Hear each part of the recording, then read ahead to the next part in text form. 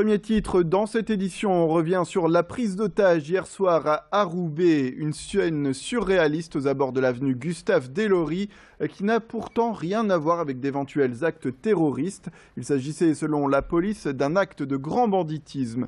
Vers 19 h, un important déploiement des forces de l'ordre a été envoyé au domicile du directeur de la banque Crédit municipal à Roubaix.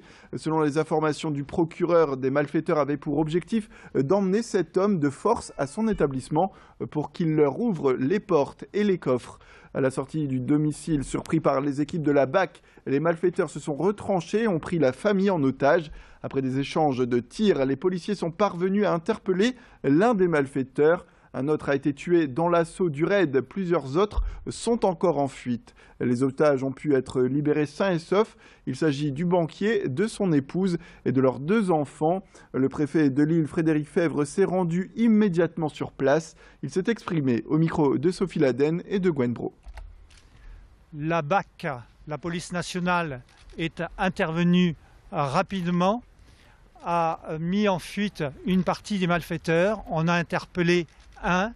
À ce moment-là, un autre malfaiteur a pris une Kalachnikov, l'a armée et a mis en joue les policiers pour leur tirer dessus.